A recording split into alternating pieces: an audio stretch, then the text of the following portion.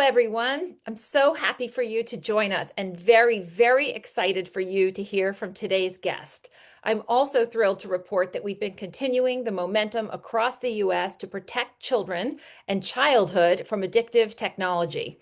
At Mama, we're not anti-tech, but we do believe childhood should be rooted primarily in real-world experiences, as that is how they can grow up with all the learning and interactions that they need to be healthy. This year, we've been tracking hundreds of bills pertaining to child safety that are working their way through state and federal legislatures, and we're seeing lawmakers energized like never before. Our focus right now at Mama is ending addictive design through legislation that requires tech platforms to show what's called a duty of care to child safety and privacy. We're focused on distraction-free learning like K through 12 bell-to-bell school smartphone bans, and we're focused on the regulation around AI chatbots, which kids are starting to use and have shown already to be dangerous. Yes, everyone seems to be talking constantly right now about artificial intelligence, which used to be the stuff of science fiction. But AI is rapidly informing more and more of our lives, from chatbots to robotics on the factory floor. Like any tool, AI can have useful or harmful applications. AI can help doctors make important diagnoses earlier, provide real-time translation, but we also know that it can provide children with draft suicide notes or the instructions to make fentanyl. With so much hype around AI and recent research from Pew showing that 64% of US teens ages 13 to 17 say they've already used an AI chatbot, and 3 in 10 of them using those chatbots daily, now we know about 10% of parents surveyed say their 5 to 12-year-olds use AI chatbots, and we think it's critical for adults to understand the potential impact of its use. Last year, we had a great Expert Insight series conversation with researcher and author Meredith Broussard on the limits of AI, and we'll include a link to it in our show notes.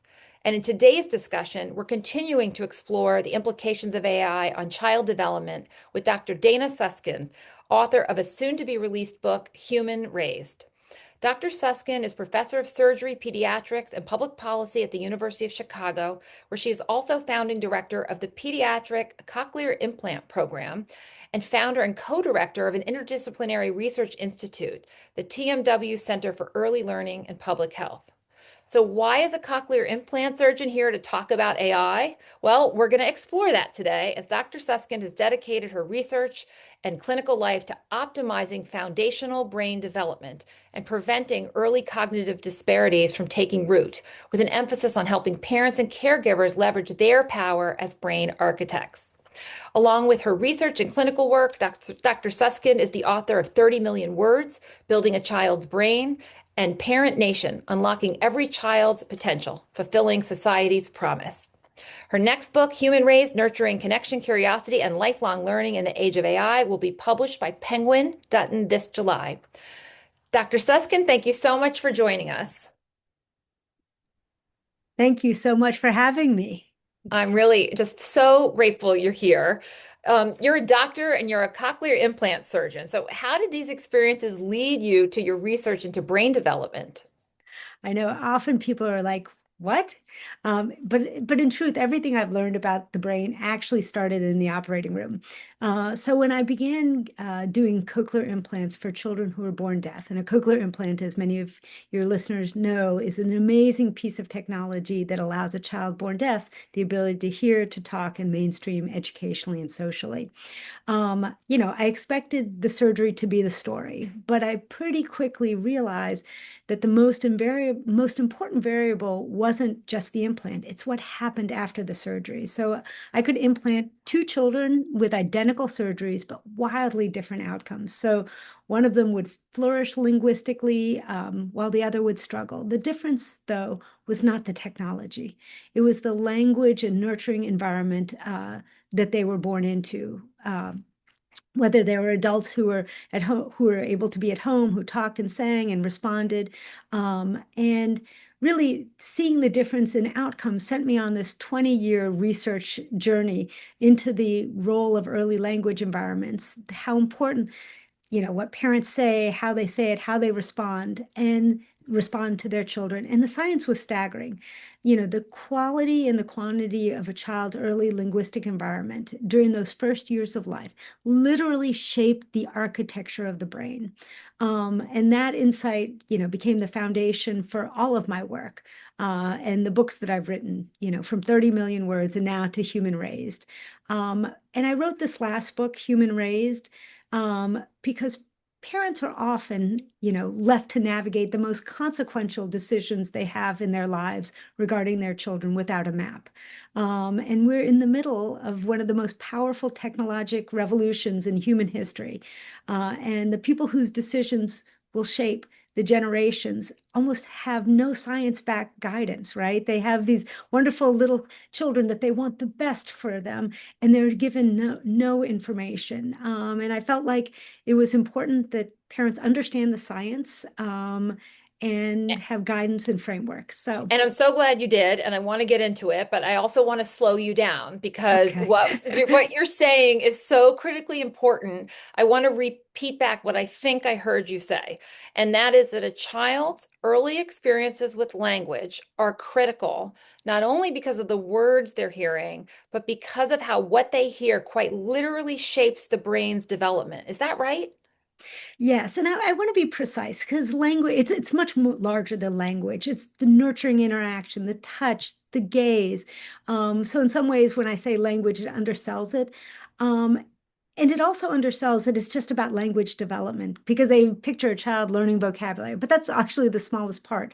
Those early interactions that physically construct the brain, a million new neural connections happen every second, um, is is not just building language and literacy, but socio-emotional development, self-regulation, the ability to navigate human relationships. And that's really what I want people to understand because they develop through those early language environments. One of my colleagues, Rachel Romeo's, had a really beautiful study where she showed brain imaging study and found that those conversational turns between parent and child literally spark activity in the areas linked not just for language, but socio-emotional focus, social understanding. It's literally all connected. It's So that's why it's important to understand what's going to get displaced if AI enters the space without us thinking about it deeply. There's something quite special, maybe even magical about early childhood learning. You mentioned in the book that which I feel very lucky that I got to read an advanced copy of, that we've been primed, our species has been primed from millennia of evolution to care for our young. So, what are the kinds of things a child learns from a parent or a caregiver's attention? Well, first of all, thank you so much for reading the book and for the incredibly generous blurb. So thank you. And that's my favorite question to answer because it's so much larger than people expect. Ruth Feldman, an incredible researcher, has incredible neuroscience research that shows that during close parent-child interaction, their brain waves literally synchronize, their heart rates coordinate. It's a biologic duet that requires two nervous systems. And let's face it, there's no heartbeat to sync up to with a machine, no nervous system to co-regulate. This human caring, this secure attachment that develops between a parent and child literally leads to greater density of the brain regions crucial for social connections. The bond, itself physically shapes the brain. I think Patricia Kuhl, another favorite colleague and researcher, said it succinctly. Our intellect comes through the social channels originally, right? Cognition and attachment aren't separate systems that just happen to coexist. One is built through the other. The mind emerges from the relationship. So what does a child learn from a caregiver's care and attention? Everything that we think of that is distinctly human, not just words, how to think, not just sounds, but how to feel, not just language, but how to trust and repair. Am I worthy of care? Can I be trusted? Is it safe to reach out? So human caring is just the most powerful, irreplaceable thing that we have. And the importance of the period of early childhood is not kind of new. It's not a new discovery. We've known for a while about how important that period is. And I know you remember when I called you a few years back when I was working for the New York Times and smartphones became popular because I was wondering and thinking about the Hart and Risley study. Can you share what that is? Yeah, absolutely. And I remember that call. I mean, you were, I was just a surgeon starting on this research journey about the power of language in parents and interaction. And I remember that study. You know, I remember thinking, we are handing children a device that could reshape their entire world, and we have so little science to guide us. So I love that you asked it. But, what was the Hart and Risley study? The Hart and Risley study, it's an old study, but it was really influential into getting me into this world. They were researchers who back in the 80s did something deceptively simple. They followed families from many different backgrounds and counted the sort of the words and interactions that children heard during the first 3 years of life. And the differences that children were exposed to were profound. There were some children from professional homes who heard 30 million more words than other children, especially from lower income backgrounds. And those language differences compounded over time and showed up in things like school readiness and academic success.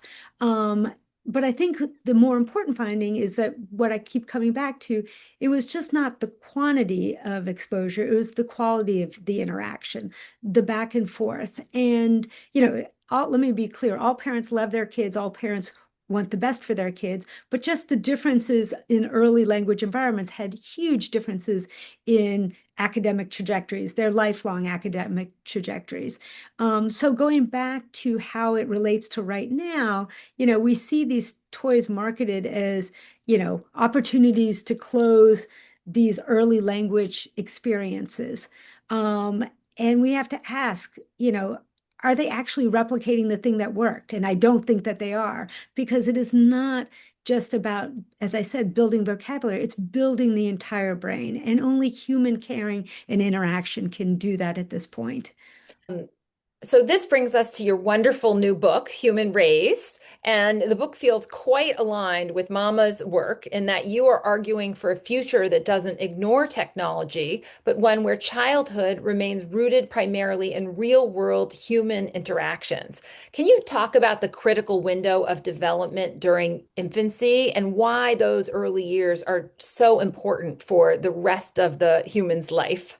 Yes, no, I love that. And that's really, the focus of my work. And I love you're mentioning, mama's focus on, a thoroughly human childhood because, like you, I'm not at all anti-tech, but I believe strongly that raising children who are ready for a thoroughly AI world requires a thoroughly human childhood or human raised childhood. So why are those early years so different? As I mentioned, in the early years, nurturing interaction literally wires the brain. A million new neural connections happen every second. Your brain, a baby's brain is born 1/3 the size of an adult brain. But in those first years of life, those first 3 years of life, it grows to 85 to 90% of the adult sized brain. So there is so much growth that is happening, right? All those neural connections. But this doesn't go on forever, right? I mean, it would make the brain incredibly inefficient to have all these connections. So eventually, right, over time, it begins to prune itself. It begins to focus on the connections that are repeatedly used, and those connections that aren't used are pruned away. So that's why, you know, a little kid, a little child who is, exposed to multiple languages, three languages, English, Spanish, and Russian, can easily learn that. But if you tried right now as an adult trying to learn those languages, you couldn't because those connections would have been pruned. So that is why the early years are significantly different than the later years when we think about exposing it to AI, exposing it to responsive agents that mimic the human interaction that actually build a child's brain, and understanding that the ramifications are so much more significant. Because what happens in early childhood quite literally shapes the fundamental building blocks for the social, emotional, and academic success that the child can have the rest of their life. But with AI, there's been so much talk about AI taking jobs, AI chatbots, things that affect adults. But the development of AI technologies also has important implications on children too. What are some of the implications of AI you are concerned about, and where, if anywhere, do you see positives? No, absolutely. And I want to just speak to people are talking about the impact of AI at all aspects of our society, workforce, the future of humanity, democracy, et cetera. Whereas, you know, the discussion about AI in for kids, especially in early childhood, is sort of skipped over. Whereas, as you mentioned, the building of the human, that is the foundation for everything else. So, the truth is, you know, there isn't one single product that keeps me up at night. It is more, what are the decisions that we're going to make, about what we allow in terms of AI into the most formative period of human development, right? Because as I mentioned, for the first time in human history, we have technology that can mimic that human interaction that builds a child's brain. A young child's brain can't tell the difference, right?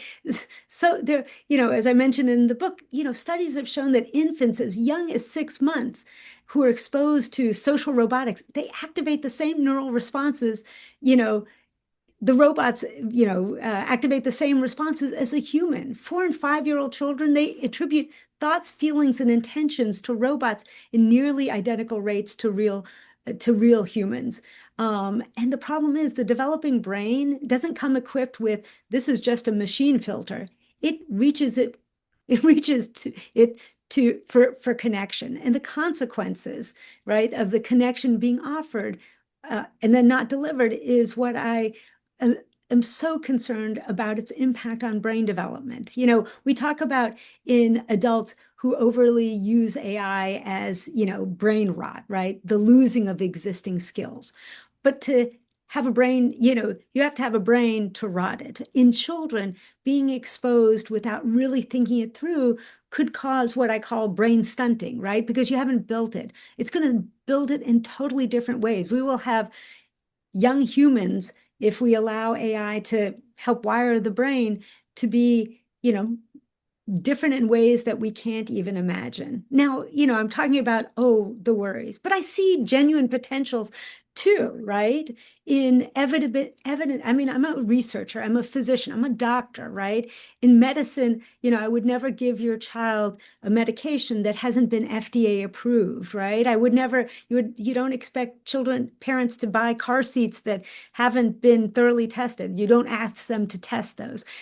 We need, if we use AI, we've got to use it in evidence-based ways that address specific problems. I mean, there are great examples that I talk about in the book, researchers who've leveraged social robotics to help children understand and practice social interaction and read social cues, right, that build human interaction. Those with children with other neurodivergent diagnoses or lifting administrative burden. There are so many ways that we can use AI in really pro-social, pro-human ways. The researcher, scholar Meredith Broussard, who we had on the series earlier, called these sort of narrow versus wide uses. So when AI is used narrowly, for example, to comb data on cancer research and review millions of files to find a slight variation, AI is doing something that's a net positive for humanity. But if you say all students K through 12 should start using AI right now, that might not be the smartest thing to do if you're suddenly replacing skill building activities like reading and writing that have developed over centuries. Look, there's no doubt that artificial intelligence is an incredible new technology, right? It's breathtaking. I mean, the the the advances for humanity could be incredible. I mean, I see it in medicine. I'm a doctor. I mean, whereas, just 5 years ago, the crushing workload of electronic medical records took the doctor's gaze away from the patient because they were so focused on the technology. And suddenly, ambient AI, it's nothing's perfect, has allowed me as a doctor to go in and be able to look my patients in the eye and my parents in the eye and have a conversation and focus on that human connection, because now AI with the ambient AI is taking off that workload. That's a great example. And obviously in pharmaceuticals, and there's so many great things. And at the center, the work that we do is always focused on supporting parents and teachers in the powerful role as brain builders. So we've built a small tool called Luet. It's, that is really predictive analytics, right? We're not talking about generative AI, that interactive part, but predictive analytics to give them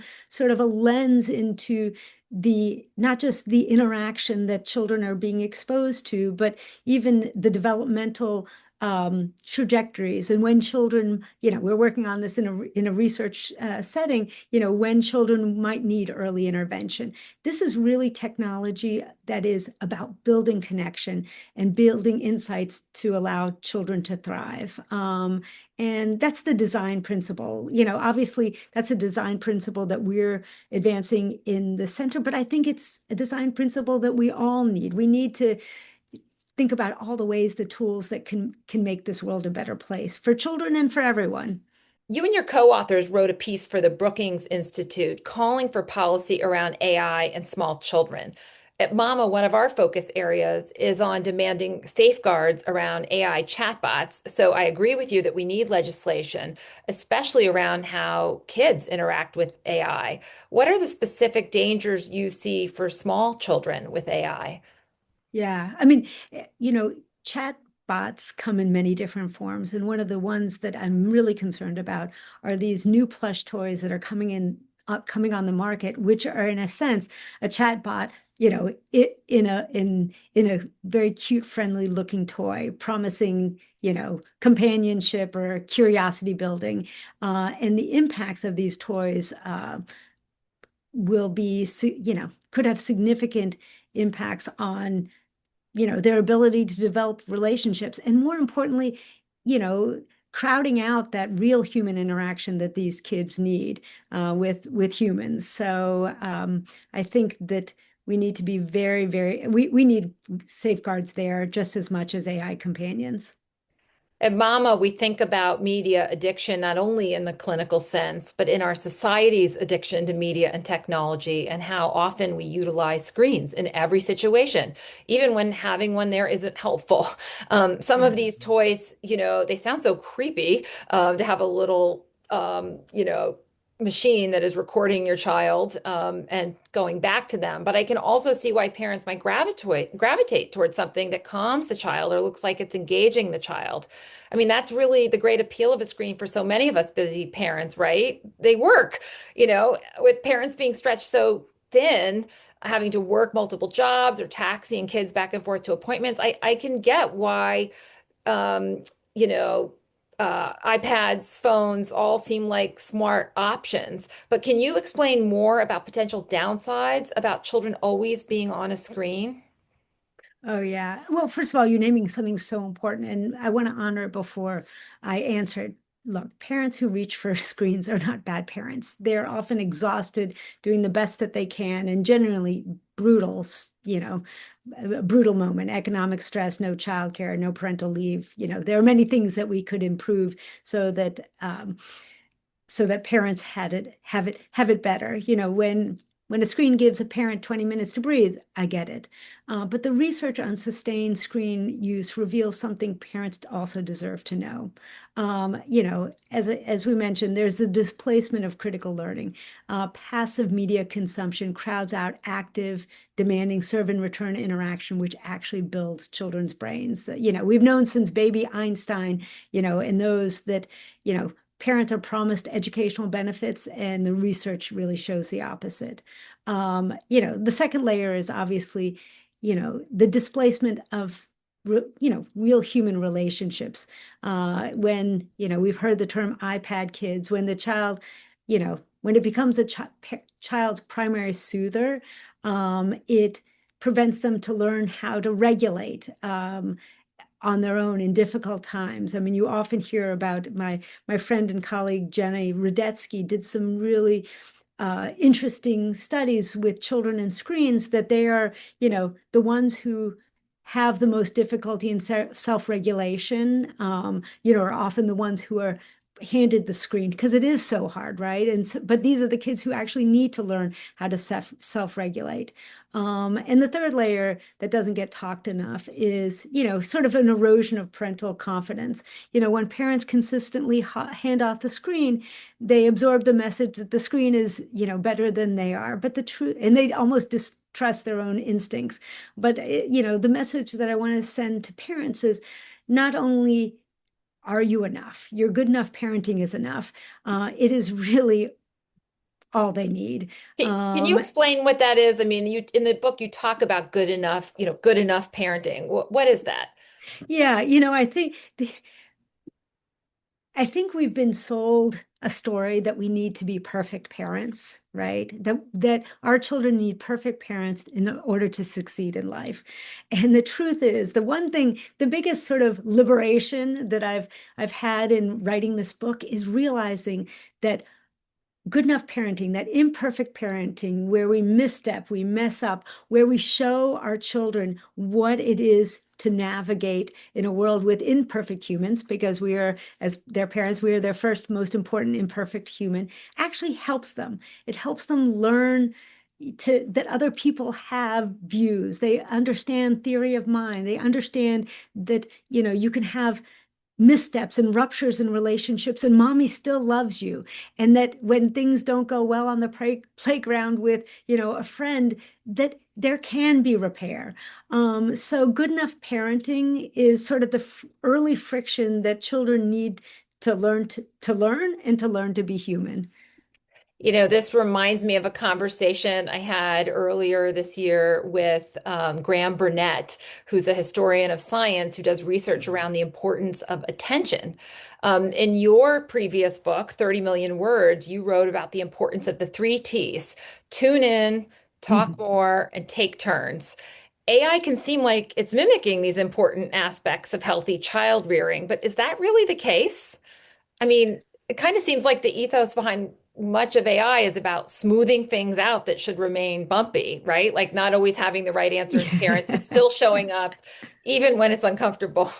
Yeah. I mean, like in some ways, you put a finger on something I think is one of the most important insights of the book and Graham Burnett's work on attention.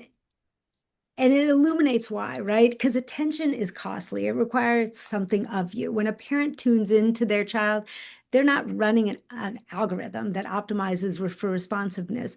They're the imperfect human being with their own needs, history, and limits, making a real effort to see the specific child in that specific moment. That in some ways, that effort, that imperfection that comes with it isn't a bug in the interaction. It's the interaction itself. It's what a child really needs to be receiving and learning from. I joke that the three T's aren't valuable because they produce the correct outputs at the correct intervals. They're valuable because they happen between two people who have stakes in the exchange, right? AI doesn't have a stake. It's designed to remove the bumps. And, you know, that it's the value proposition for adults: smoother, faster, easier. But for a developing child, and that's why adults are often being connected to these AI chatbots. They're a little bit easier than the demanding partner that you might have. But for a developing child, those bumps are the curriculum. The boredom that forces the child to invent their own games, the conflict with a sibling that demands negotiation. These aren't problems to be solved by better technology. They're the developmental experiences that we need to protect. And I hope that parents will suddenly realize that their imperfection is an evolutionary, it's their superpower. That is incredibly important. In your book, Human Raised, which is coming out in July, you talk about the HOPE model to help guide parents in raising their kids alongside AI. Can you tell our listeners what that is? Yeah. So the hope framework, is supposed to be, it's an evergreen, I guess, guiding principles that are, both a deliberate statement of value, and the truth is we need hope in this moment. Having a child is an act of hope. The future isn't predetermined, but it is determined by the decisions that we make. And so hope stands for four things.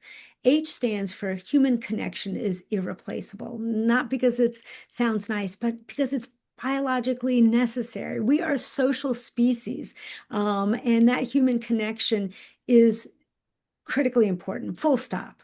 O stands for own the imperfections. Going back to the good enough parenting, they aren't failures, they're the curriculum. That boredom, frustration, conflict, and repair, they're not problems to be solved, they're experiences. P stands for protecting the early years. As mentioned, there's so much discussion about AI in every domain.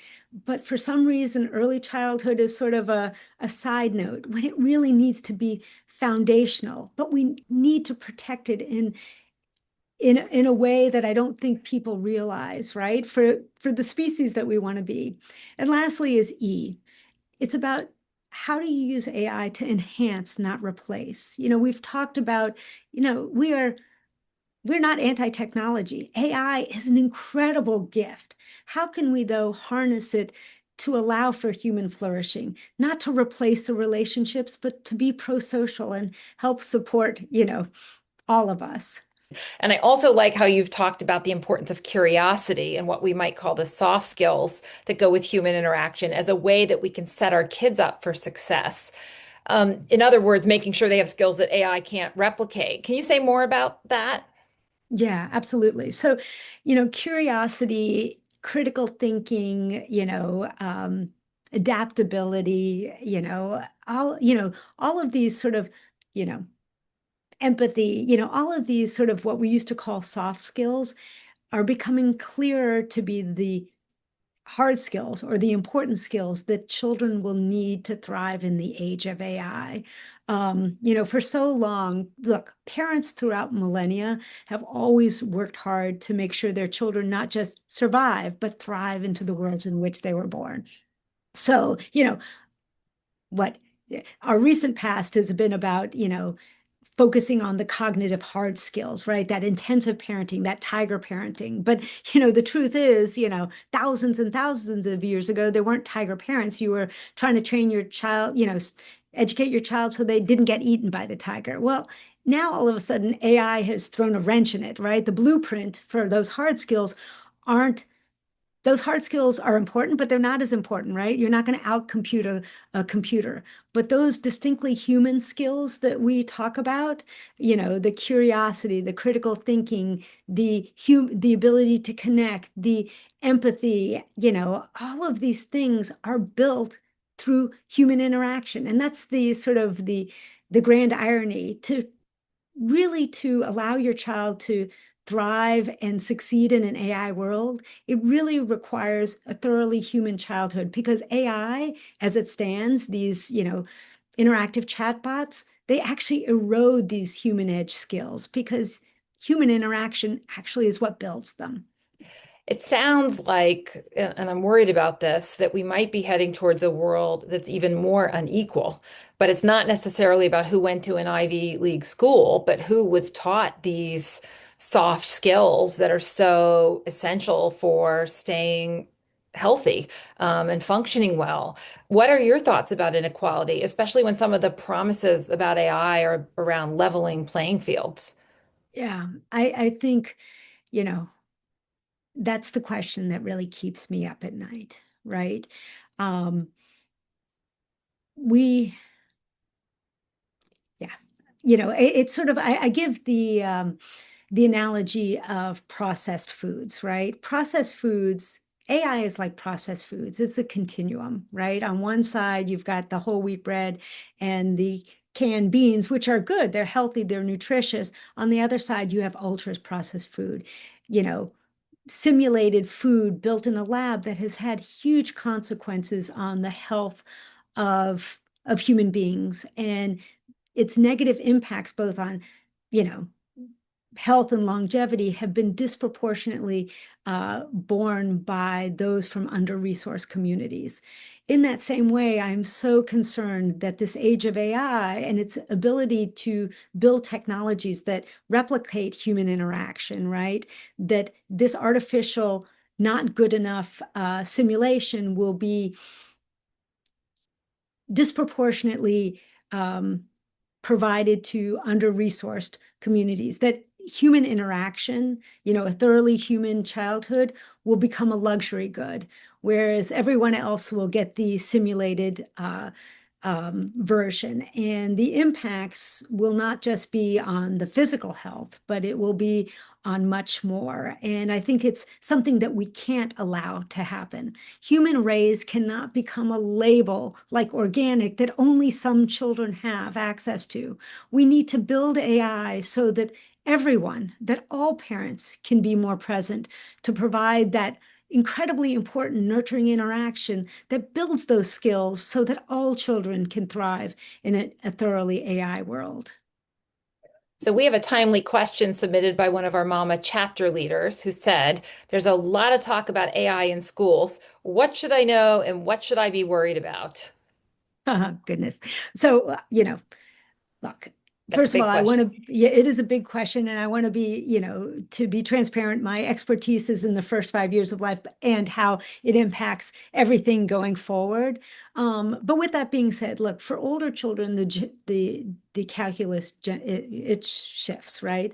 Um, those foundational early years are critically important. With that being said, I still think that, if we go back to understanding what children will need, all of those human edge skills of being able to have relationships, empathy, cognitive flexibility, critical thinking, all of these things, that those you learn, you don't just learn them in the early years, you learn them throughout. So being very intentional in how much displacement we have of human interaction in schools is going to be really important. Um, I think that AI literacy is going to be incredibly important for parents of middle schoolers and high schoolers so that they can understand how to navigate. I mean, you mentioned all of those, stats about teens and relationships with AI chatbots. We need an educated populace that understands, these technologies and know how to navigate it. And I believe strongly that there are things that AI can help in terms of education, but not in terms of the interaction. It can be a support for teachers, right? An extender. When I'm a physician, and I'm a surgeon, nobody has taken, not yet, my role as the healthcare provider in the operating room, but it doesn't mean that I don't have extenders who, support my work, if that made sense. It did make sense. And this has just been such a fascinating conversation. I can't thank you enough for your commitment to kids. And, your book opens with such a powerful story. I won't spoil it for our listeners, but suffice to say, at Mama, we share your vision that as adults, we should care deeply about all our children and their right to grow up nourished and healthy. Dr. Suskind's book launches on July 14th, and we have it in Mama's Bookshop, so folks can pre-order it there. We'll include a link in the show notes. Dr. Suskind, thank you so much again for being here, and congratulations on your new book. I hope you'll all keep an eye out for our next Expert Insight Series talk, dropping in June with Dr. Nidhi Gupta, and I'll be talking to her about ways to keep kids active and engaged through the summer vacation without having to always turn to screens. Thank you again, Dr. Suskind, and Thank thank you you so everyone much. for joining us.